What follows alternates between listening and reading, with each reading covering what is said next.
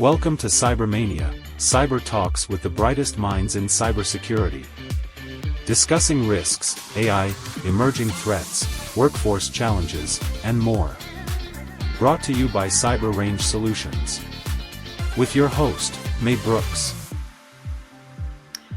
Hello and welcome to another episode of CyberMAYnia. And with me today is a very special guest who will share some of his very unique, special and historical stories. Welcome, Eddy Willems. How are you?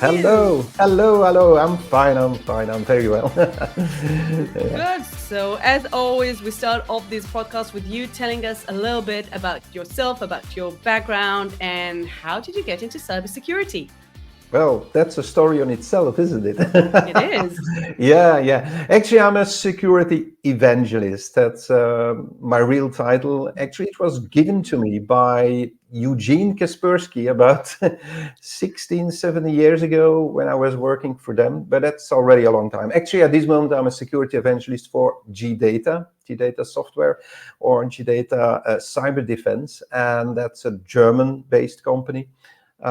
Specialized in products, software for protecting yourself. Of course, that's the typical security company. But I'm more than that. Of course, I think I'm in the industry since 1989. I'm going back to that very soon.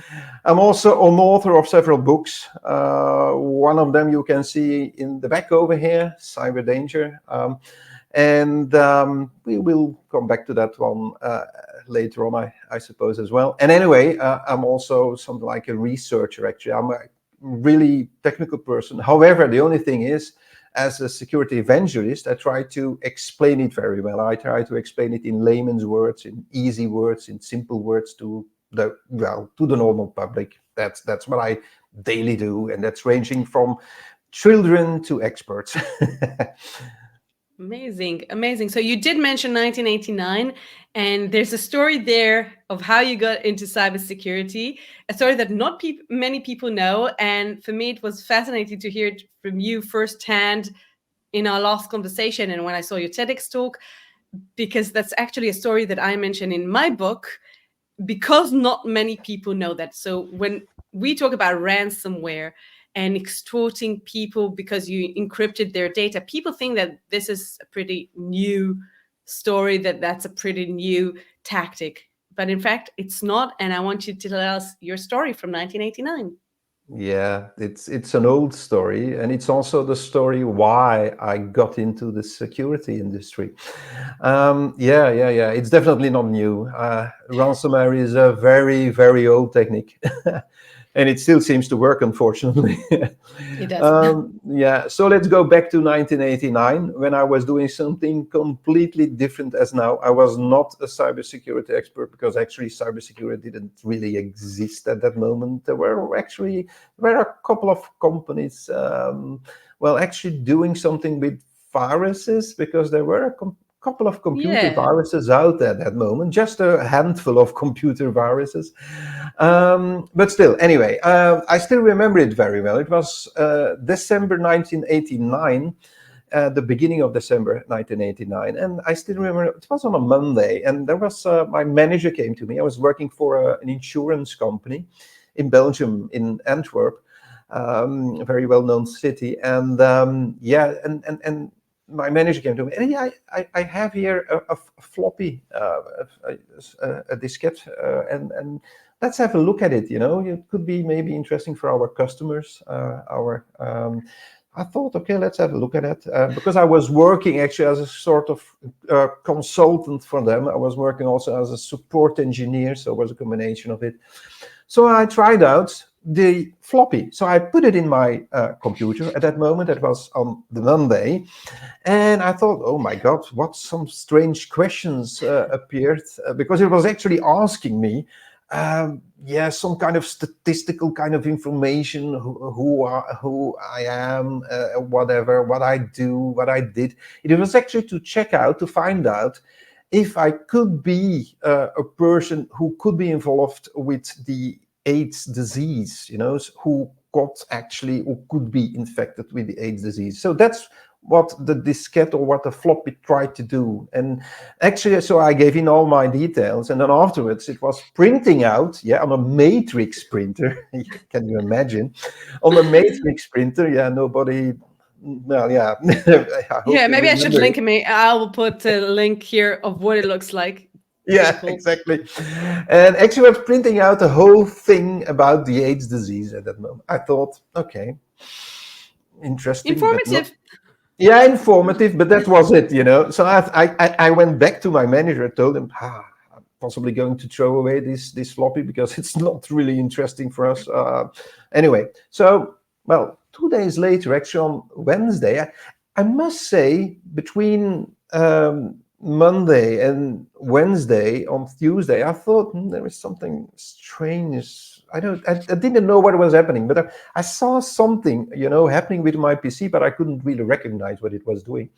Now, on Wednesday, when I was booting up my machine in the morning, actually, it came up with another screen and asking me to send $187 or whatever. I'm not sure about the exact amount anymore at this moment. 189, I think. 189, that's right. Yes, Yeah. perfect. Yeah, you remember it even better than me. And actually, it was asking me to put it in an envelope and then send it over to a PO box in Panama. I thought, come on, what is this? And I couldn't do anything anymore. It was really blocking my machine. The real thing what ransomware is doing these days as well, it was blocking my machine. I couldn't really doing anything anymore on my machine. It was encrypting. Everything was encrypted at that moment as well. The only thing I could do was really typing in maybe something like a number or something like that, a code to unlock my machine. That was the only thing. But I didn't got, of course, that unlock The code. the code. So I thought, damn, this is problematic. Now, the good thing is that by looking at the format there, I was more or less thinking, okay, he did something. He did something with my directories. He hid the directories, and there was something like a stupid crypto kind of mechanism inside it. Something like A is equal like 30 or something like that, and B is something like 31. So it was easy to decrypt, in my opinion, at that moment, because I'm not a cryptologist. So I actually could reverse the whole thing in something like 15 minutes. And I thought, okay, that was maybe a bug or something like that.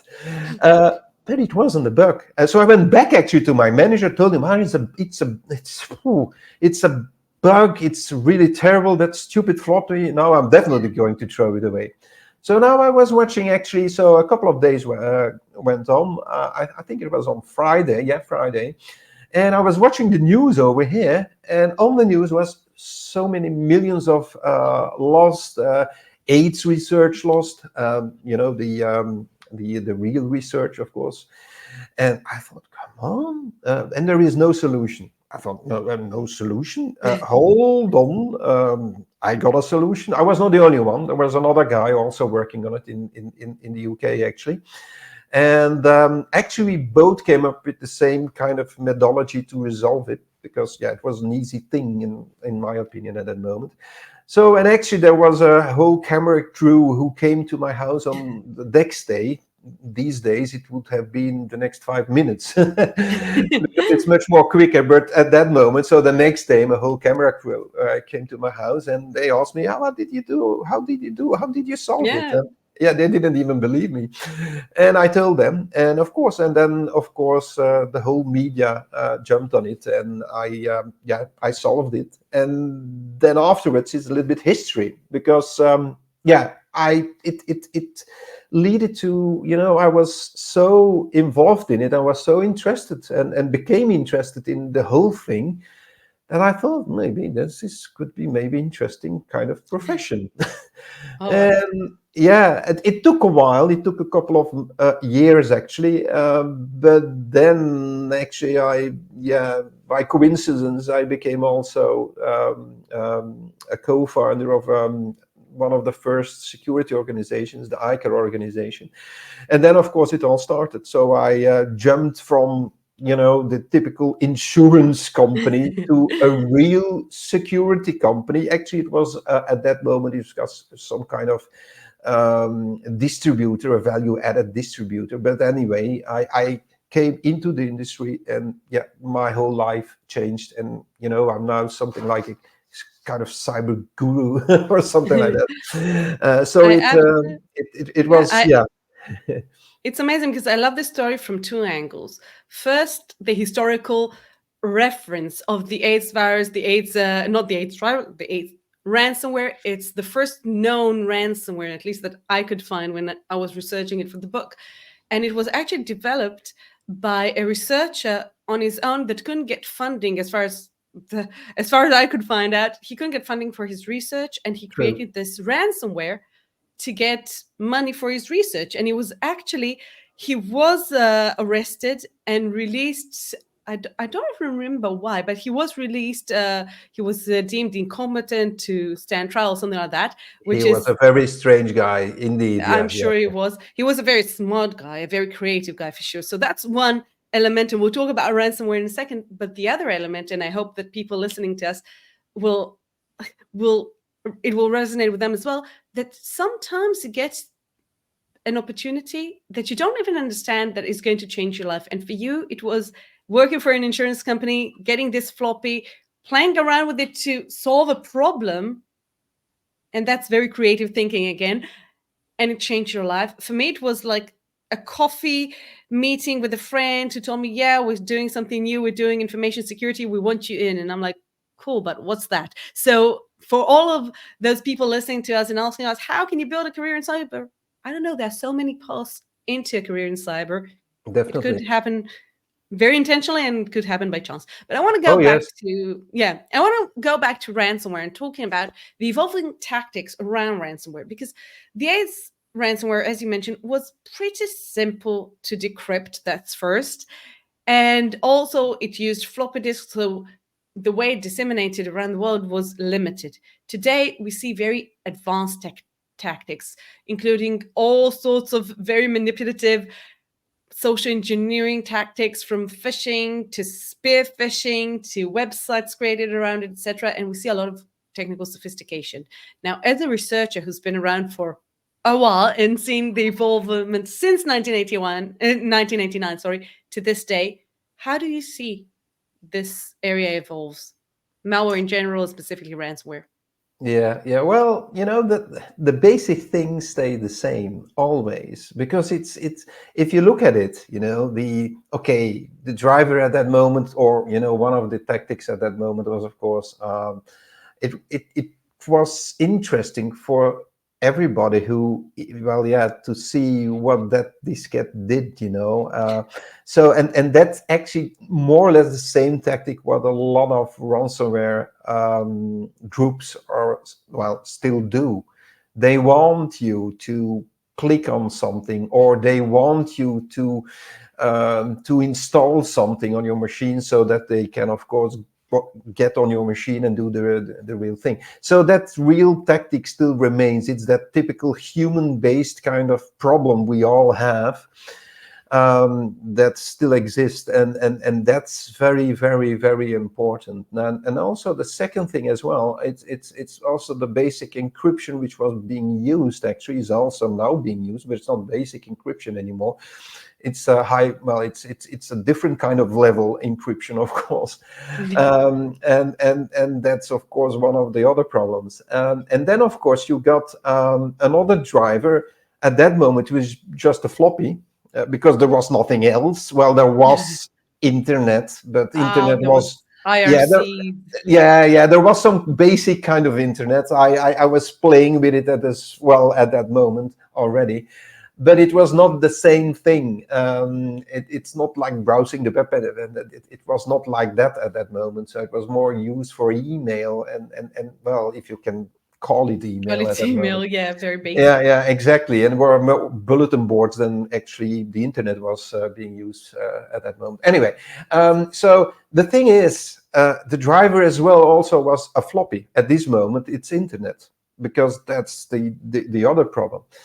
And then, of course, we got the cache the cache you needed to send out to that guy, to Dr. Joseph Pop, who created actually the H diskette, the H floppy.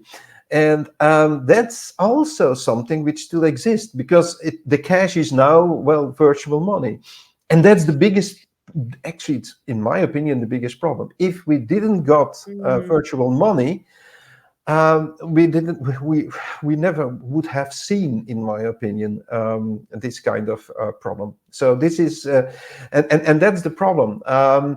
So did things change? Not that much. Of course, there are much more techniques they are using, which they are using at this moment. It's not only clicking on the wrong links. It's not only maybe installing or getting a drive-by download on your machine or something like that.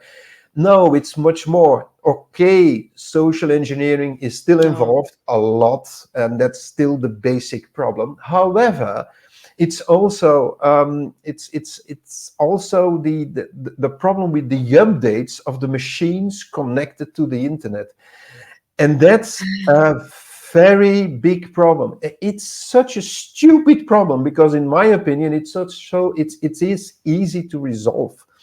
The only thing is, if you and that's a main and a big problem also, it's the servers who are connected to the internet. That's something we need to find out, that they are updated as soon as possible, if there is an update.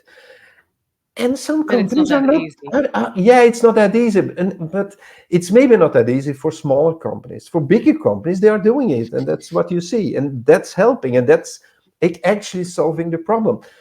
But yeah, come on. But that's it, It's only that. I always make security easy.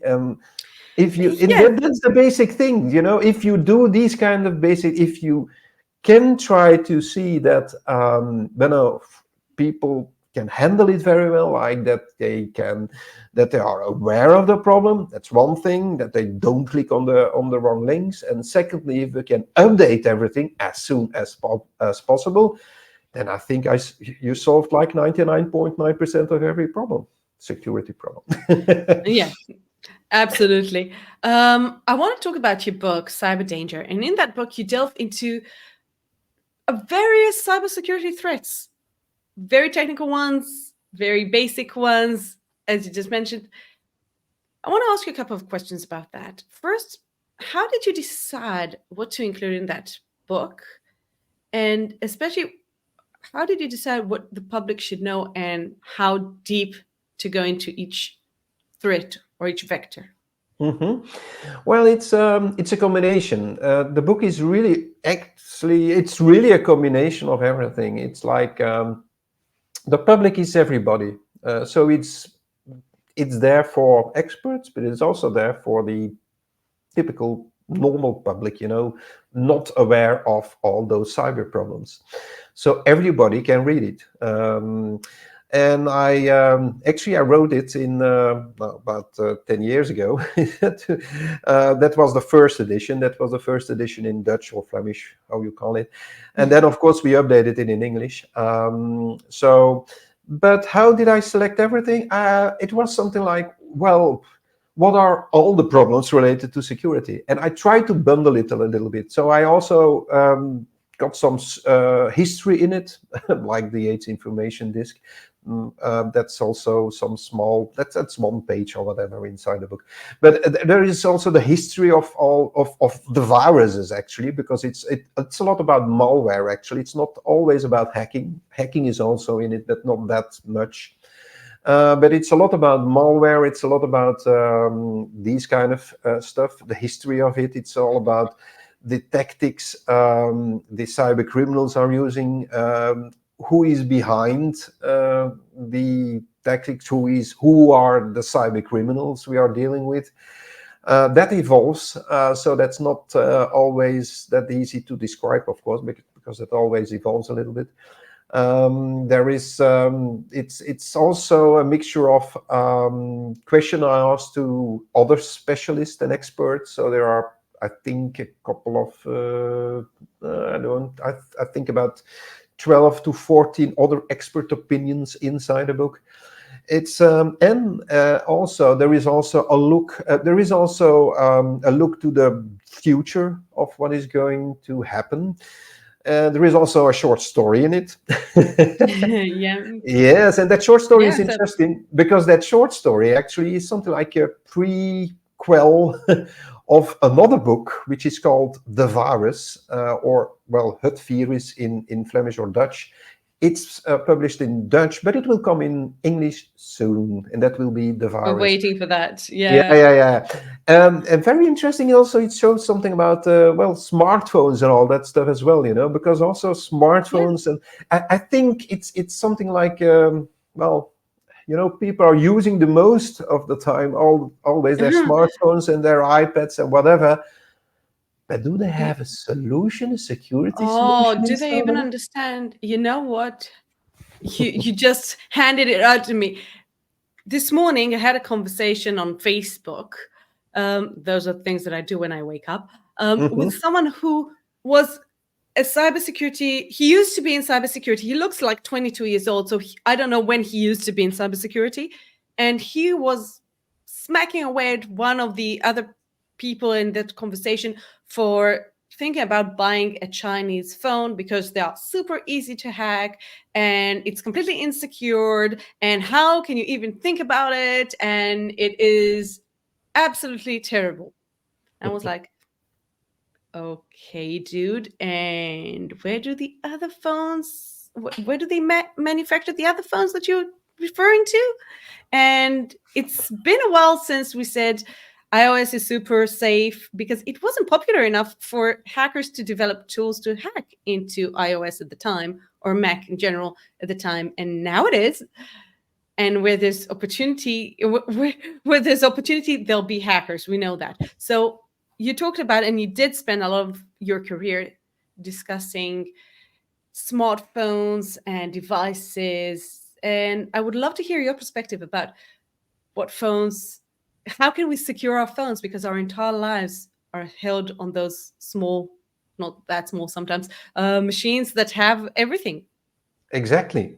And they are an underestimated, well, particular kind of danger which you have in your hand, actually. And that's getting a bigger problem than we always think, in my opinion. It's not that they are so dangerous. It's not like, the big threats we see on our servers these days, like ransomware.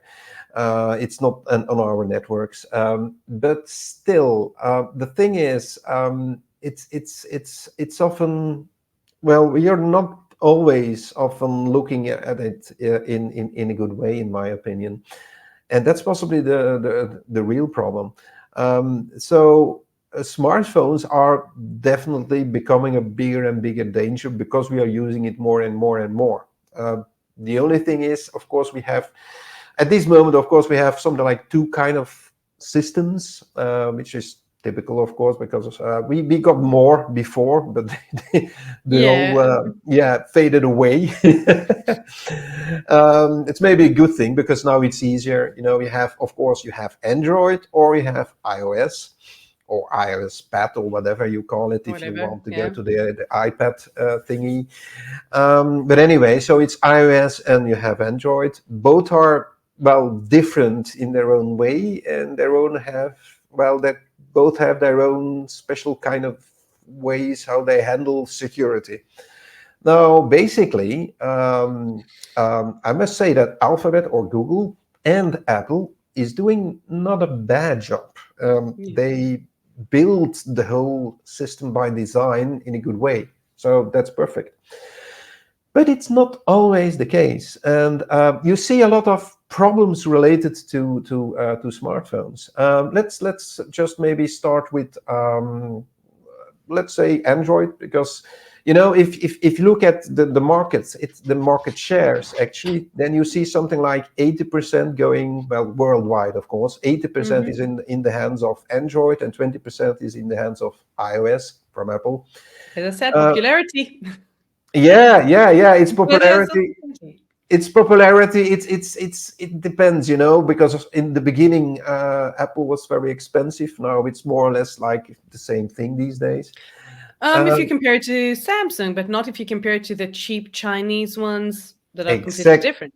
That's actually also true. Yeah, that's right. So that's also the reason why it's still 80% to 20% more or less. Yeah, because not everybody can buy a Samsung, or not everybody can buy an Apple phone. That's impossible. So that's the reason. And that's Or also the reason. when you break your phone less than 2 months after you buy it, you don't deserve to buy a good and nice phone. You deserve to buy a cheap phone. Unlike someone, I'm not pointing fingers here. Yeah. But maybe I am. At me. No, that's right. Yeah. But you have a lot of threats on it. Think about, because a lot of people think, okay, first of all, you have phishing as well on your phone. But that doesn't matter which it doesn't. It even doesn't. use. It doesn't. It doesn't matter if you have Android or iOS. And actually, I click the link. Yeah. Now the thing is, because I give a lot of lectures. That's also something I do a lot, actually, lectures, keynotes, and then standing in front of an audience, and I ask, okay, so and you get also phishing on iPhones, and then people are saying, what? Because they think I have an iPhone. There can't be anything on it. Yeah, I'm safe. No. So phishing is. OS is safe, but it doesn't mean that you're not susceptible. Exactly. So you see also the mindset of people. It's unbelievable. And then I tell them, well, phishing is for everybody, And okay, and now comes the biggest problem, because on a PC or a Mac, it's very easy to detect that it's a phishing mail, because you can hover over the link and then you can see where it comes from. Screen. You can notice but from a smartphone, it's much more difficult, because you need to put your finger on it. You need to push it for a couple of seconds, otherwise it doesn't come up, or whatever. It depends from system to system as well. But anyway, and you need to do more than just hover over it. You need to use your finger, and people are not doing that. So people are often going inside a phishing mail on smartphones. It seems we have figures of that. Unfortunately, I didn't have them with me at this moment, but it seemed that there are more phishing problems on smartphones than on PCs or Macs at this moment. This is what we see, and that's a problem. I think that for people who are security aware, and that's also a problem, people who are security aware sort of pivot towards, let's buy an iPhone because I'll be safe. And I'm not against iPhones. I mean, I'm not a big iPhone fan, sorry. But me neither. but it's not, I had an iPhone. It's fine. That's not the issue. But people that have an iPhone have a false sense of security. They say, okay, now I'm safe, so I can do whatever I want because it will be fine. Yeah, the apps will probably be fine. There'll probably not be so many rogue apps. Exactly. But today, even if you download everything from the Google store, Google also has a very strict process of approving new apps. It's not what it was 5 years ago. Yeah, that's also true. But still it's possible. And that's also, of course, the second danger, because it's only phishing, of course. The second danger is, of course, the malicious apps, the rogue apps, or whatever you call it. And of course, we've seen them much more on Android. Actually, we have also figures of that one, and actually they're very high. It's like 10,000 malicious apps per day, so that's a lot. And it's still going on in that pace, so it's still the same thing. Okay, they're not always coming from the Google Play Store, but sometimes they do. But again, when it's 80%, it makes more sense for the malicious app developers to invest their time in hiding the fact that it's malicious for Google Play than to invest the same time for Mac OS. And for iOS, it makes more sense. Yeah, that's right. It makes much more sense. Yeah, it makes much more sense to go for Android, of course, and that's logical. And that's why you see, indeed, much more problems related to Android than for the iPhone. However, there are also special kind of things. There are always special kind of things because you're not completely safe, of course, with iOS, and there are things changing at this moment as well, because there is a European decision that you don't always Yeah, that's typical Europe. They always, of course, want to have, that your system is okay, that you don't have any problems, that everything should be okay, that you have, that everything is right. But the bad thing is, of course, that it's possible. Why are they always calling me during podcast interviews? Because it's funnier this way. Yeah, I think so. Anyway, so the thing is as well, what I wanted to say is the problem is, there are so many at EU at this moment. They're now convinced, of course, that Apple was having only their own Apple Store. That's not a good thing, which is something you could discuss something about it, because it's some kind of monopoly. So now there will come more stores, and that brings dangers with it, definitely. So in my opinion, we will need to have a look at that one.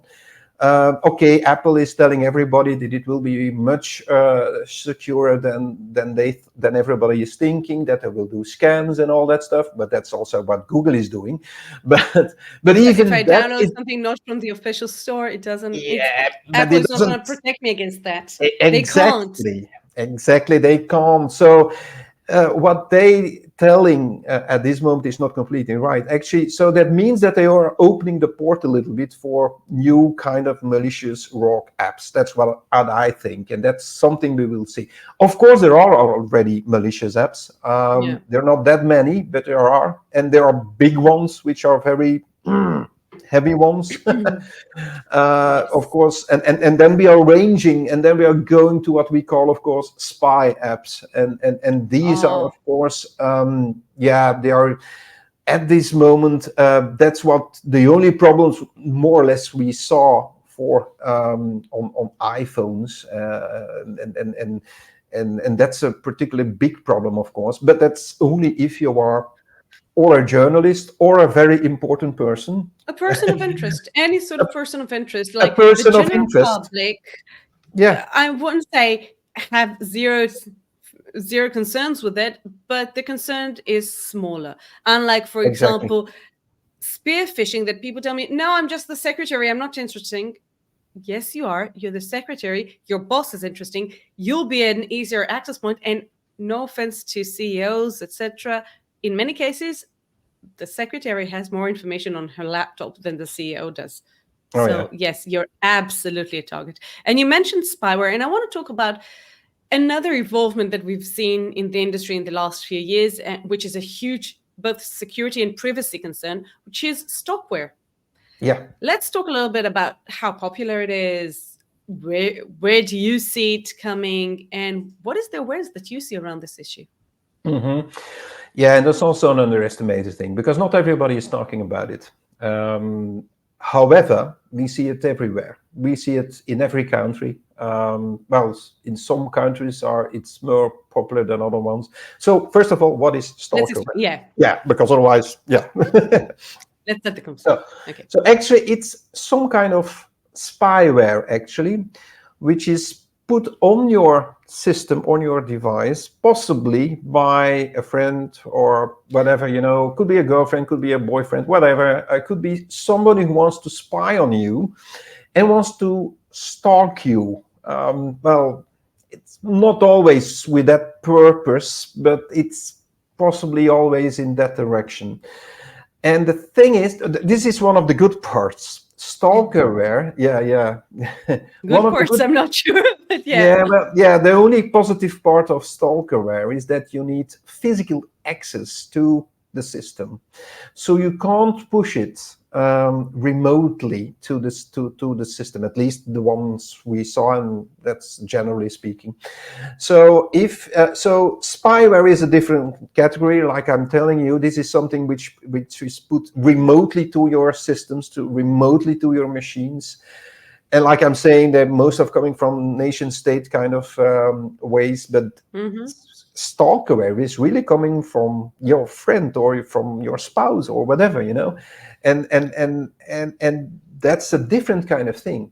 However, it can give a lot of problems, which is logical, because you are really, it has all the features spyware is having.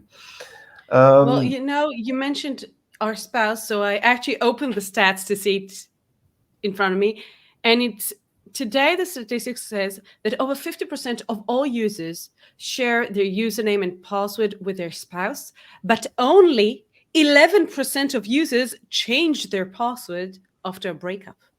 Exactly. So 50% out of them, 90%, so about 40% of all people, their ex have their password to their email, device, whatever. Yeah, true. And I hope the young people listening to us will think about that and change the password next time they break up. Hopefully you won't, and happily ever after, but still. Yeah, and that's part of the problem, of course, because if somebody else can grab your device, then they can put something like that on your machine. Now, I need to say something, because there is other, how should I say, monitoring software also available, which has more or less the same kind of possibilities, but it's more for, tracing our children, where they are going to, whatever. Now there is a difference. You can see the difference between stalkerware, and you can see the difference between those kind of monitoring software. The difference is easy. With stalkerware, you don't see anything. You don't see that you are traced. No. You don't see that your emails are sent to a server and that somebody else can watch it, or that your pictures are shown to somebody else. Now, with the other monitoring software, you can see it, because it's showing you a message, or sometimes which is popping up a message that, you are being monitored by this app, etc., etc. So at least you have some knowledge about that you are being spied on. And that could be a very good thing, because you may need to know where your child is, or whatever. It could be a good thing. Yeah? But like I'm saying, stalkerware is different, and that's definitely always used for bad practices. Also, one of the things is, if you look at it, is how it is there for even for iPhones as for Android, because a lot of people are saying, no, this is not for, it's not for an iPhone again. No, you have it for Android, you have it for an iPhone. It's the same thing. Yes. You also have it over there. And there are companies specialized in this kind of thing, and to create this, and people are installing it. But you need to have physical access. That's like I'm saying. Yeah.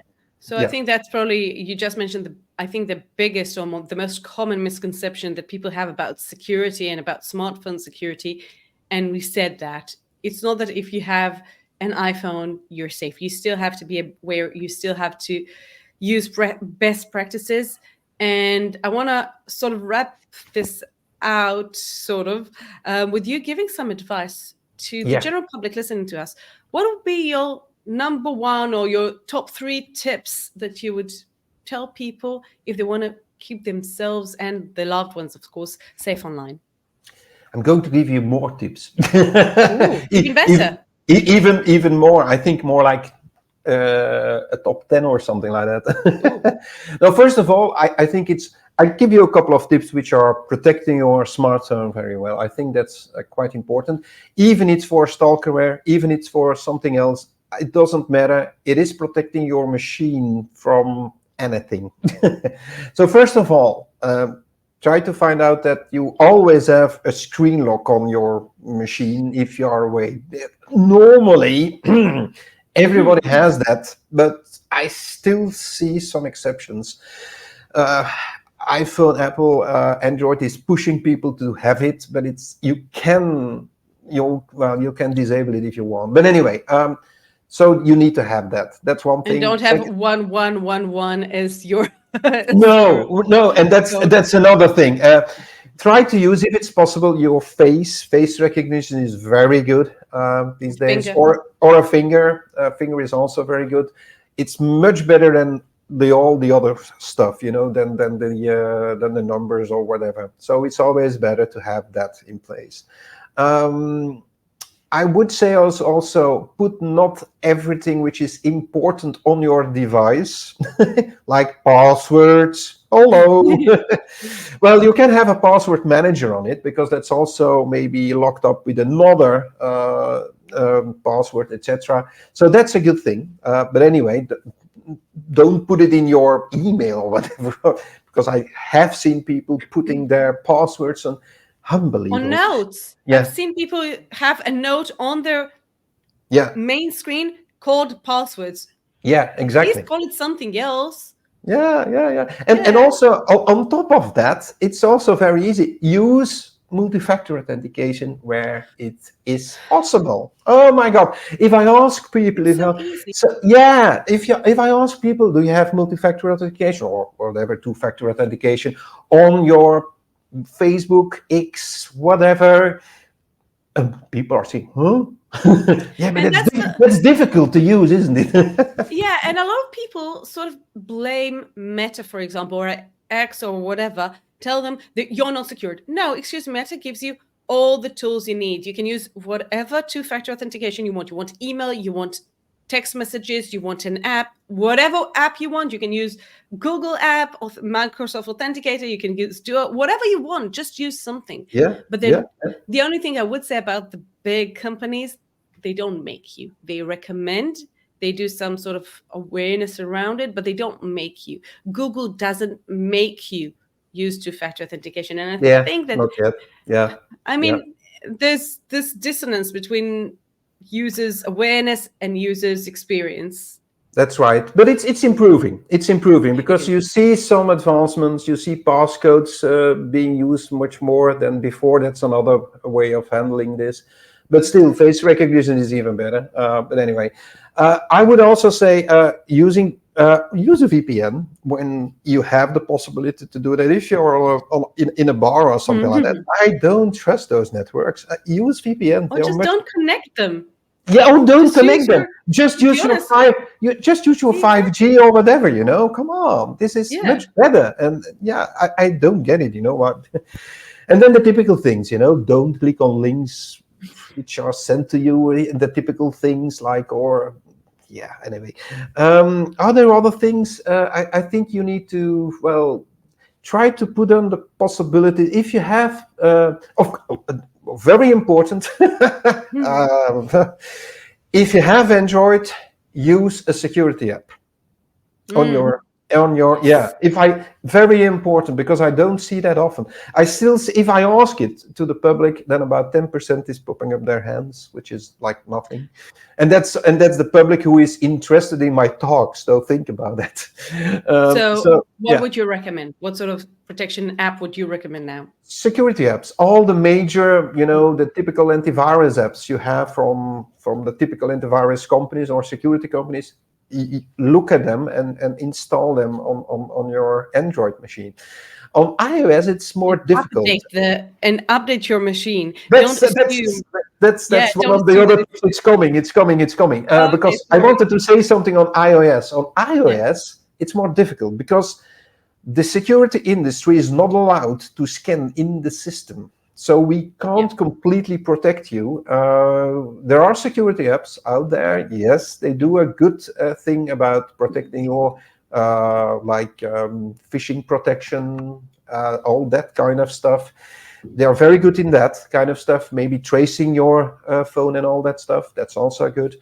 But they can't scan in the system. So it's not exactly the same protection as what you have on your Android, because there you can stop malicious apps when it's installing on the machine or when it is actually downloading on the machine, etc.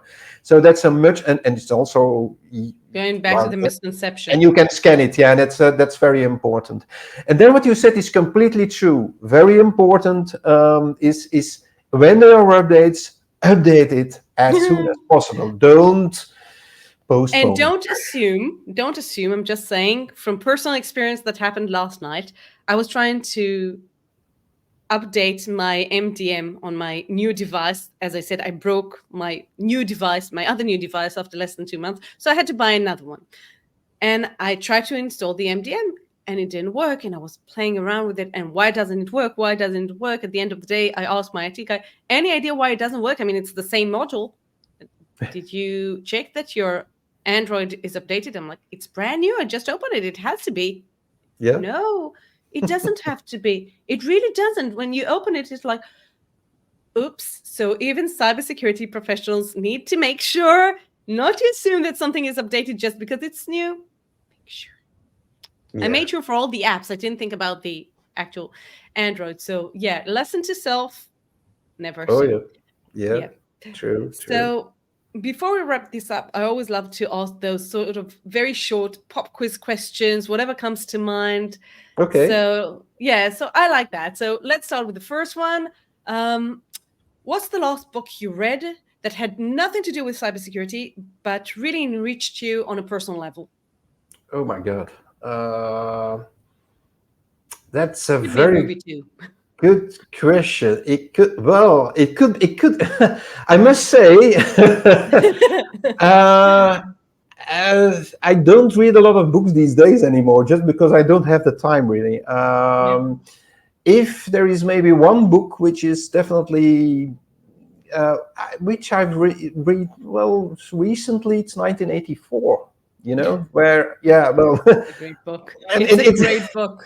It's an interesting book because it's an actually an old book already now, and it's not really science. Well, it's not really science fiction because we got everything. It's reality. It's reality, and yeah, it's one of the last books I've read actually, and because I'm planning to even write a new book, a follow up of the virus even. I need to do other research, I think, but anyway. Very interesting. Yeah. Amazing. Yeah, I would definitely recommend it to anyone interested in tech in general. I mean, it's a very interesting story. If you hadn't chosen a career in tech, what would you be doing today? I would. Oh, that's easy. Actually, I explained it during my TEDx talk. Because yes, by the way, if you want to see that floppy, oh yes, because the floppy is hanging around in my living room just behind this door. Actually, I couldn't take it out because it's very difficult. If you want to see that floppy, just watch my TEDx talk. That's true. That's one thing. Which is a great TEDx talk anyway. Yeah. Thank you. What was the question anymore? If you hadn't chosen career tech, what would you do it doing? So I would be a doctor. I love to be helping people. I love to help people. And actually, I would have chosen that kind of profession because the problem is I can't see blood. And that's something. I think that's a problem if you want to become a real doctor. So it is. Great. And last but not least, that is something that I always love asking my guests. What's the best piece of advice you received throughout your career? And if you can share who shared it with you. The best piece of advice I can give, or what did you say? That you got throughout your career.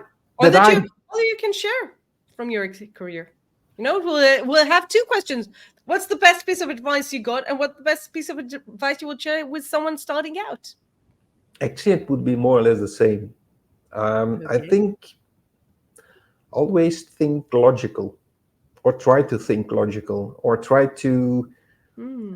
I think that's more or less the best advice. And also, maybe if it's not logical, try to. Maybe think about it with your heart. But it's. Yeah. And the problem is we sometimes think too much with our hearts. Sometimes as well, we are so emotional, or we're so uncareful that we sometimes need to be better protected, and then we need to think more logical, thinking more than think further. That's what I would say. Because security is always the same thing. It's always a combination. I actually created a law for it. It's the law of Eddy Willems. It's in my book. Yeah, well, and actually, a cyber problem is always related to what I call the human problem and the technological problem. It's always a combination. It is. And so, if you can solve that human problem, then you solved everything. And that's I think the best message I can give. So if you can think a little bit more clearer when you get a question thrown to you, I think that would solve a lot. Absolutely. Use your common sense.